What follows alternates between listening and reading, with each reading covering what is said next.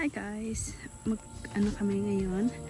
Pupunta kami ng garden tapos kukuha ulit ng mga veggies. Hi guys! Some chicken. This is for one. This one. This teman antara.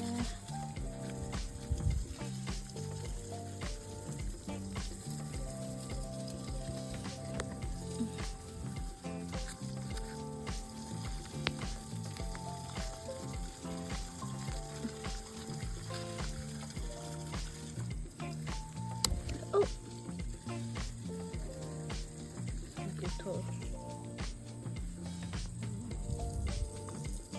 This is for me.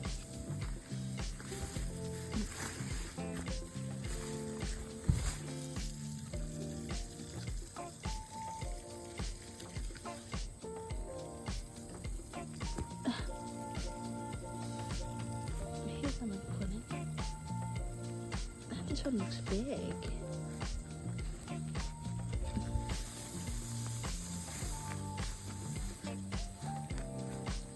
Ah, okay. Pero nakahiga siya. Sige, guys. Ha? Okay.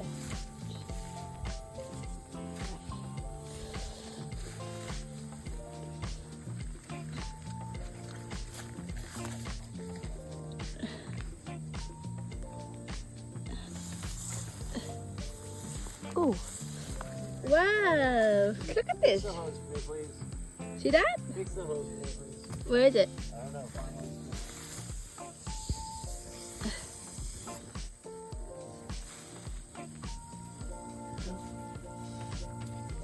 Alright. Okay na. So, isa ano pa lang to guys ha? Oh. Oh my gosh. I think this one is from here. Siguro ito kanina oh. Ito ata. Oh yes, that's right. Yep, ganyan siya.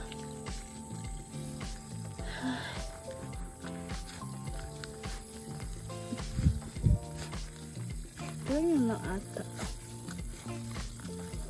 Yun lang. Isa pa.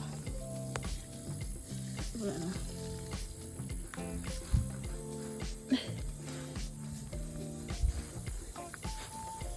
Ay. Actually, this is the third time. Ano kami.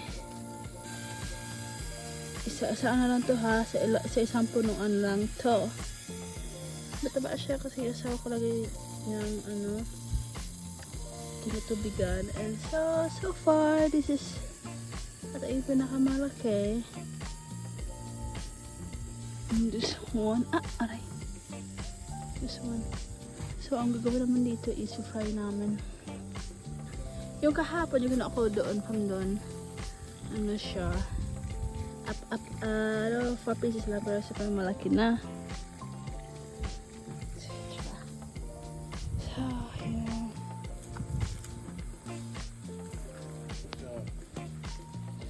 Oh, so yun yung garden namin for this year. You make a garden this year, huh? So, yeah.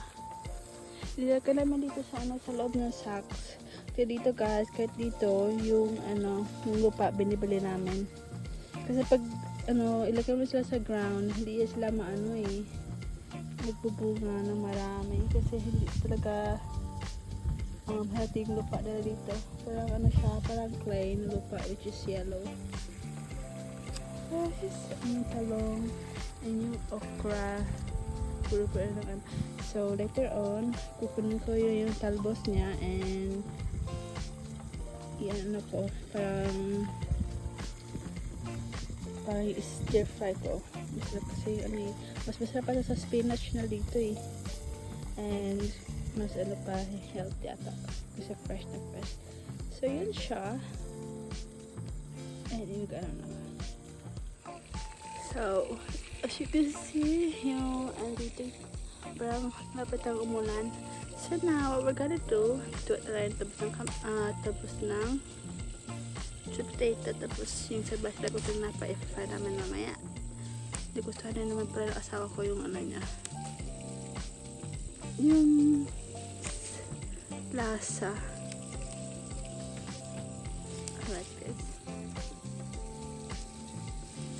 Para double purpose na siya. Yung sa stem niya, tapos yung talbos niya.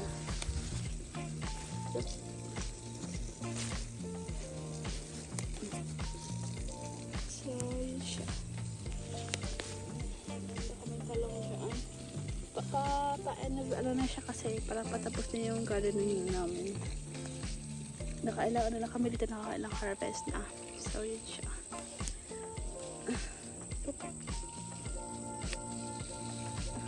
Sinabi ko sa asawa ko, kailangan ko itanim ulit para makakuha pa tayo ng talbos nito. Para hindi siya masayang. Sabi niya, okay, do what you think you do best. Yun ang ginawa ko. Sayang naman kasi. Dito ang mahal-mahal ng mga bilihin. Hana ko.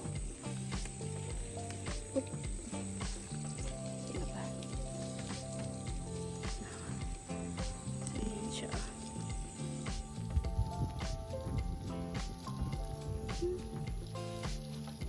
So, just the bow.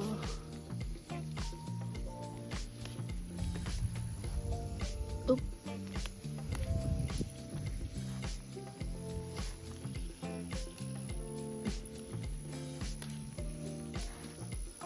Buti wala mga uod. Ayoko sa mga uod. Ito yung second na hinarvest namin like a week ago. Tapos yung isa doon and this one. Tapos yun nasa ano niya. Yung mga produce niya. Yung nga, sabi nila if may tinanim ka, may aanihin ka rin.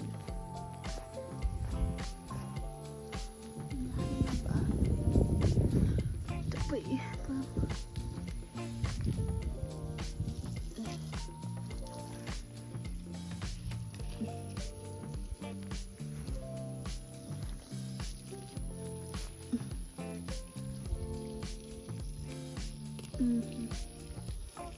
Basta ka na pag fresh yung tanim mo kasi pag bumili ka na yung sa potato sa store, sa market, yung sweet potato nila dito guys, parang basa siya tapos hindi talaga masarap. Mas pag na pag yung ikaw yung yung nagtanim tapos yung di-harvest lang, masarap siya.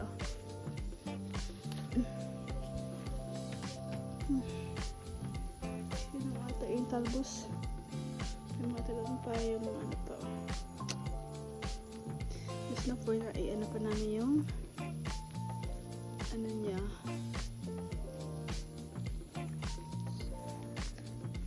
Lagi this one yung naman kanina. Tapos siya. Ito pala yung mas malaki kanina. Ito. Yung parang pahiga na siya sa ilalim ng nasa. Galing ito sa timo guys. Wait, ito din pala yung sako ng timo. Nakakala yung pa. Ay, may tayo sa loob.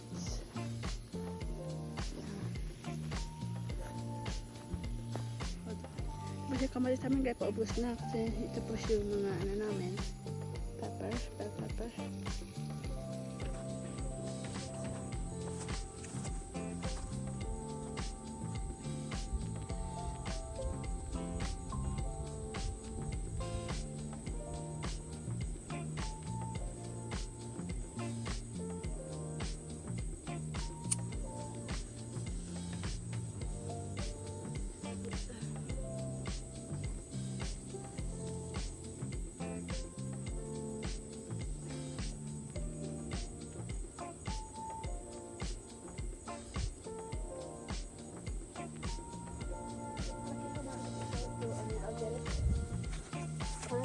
Kasi mas laki pa yun siya. Yan yung kanina.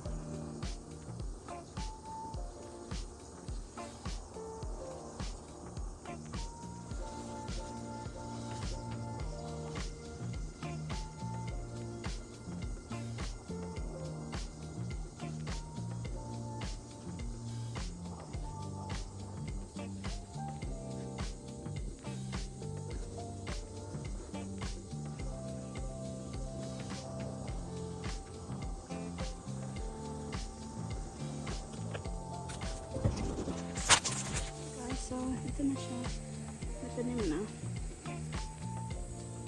Oh, alright. Init.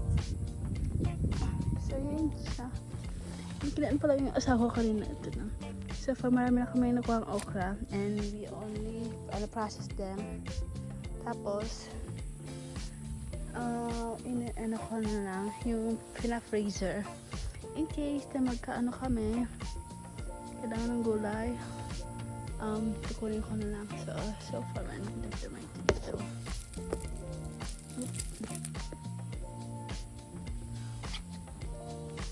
Kasi ako nag-vlog yung katapos yung garden.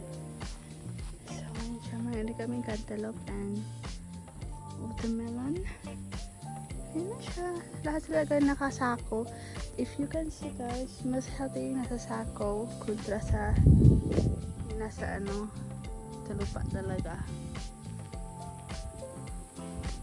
Ito, mga ano to, parang last niya na, last bunga niya na, so maliit na, tapos matigas pa. They're old.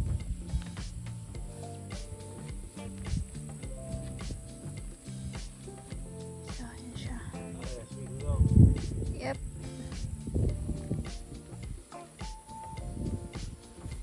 Actually guys, asawa ko lang yung nagpakahirap dito, tapos ako lang yung tagakain. Masarap na feeling kasi pag asawa mo mahilig mag-garden. So yeah, thank you.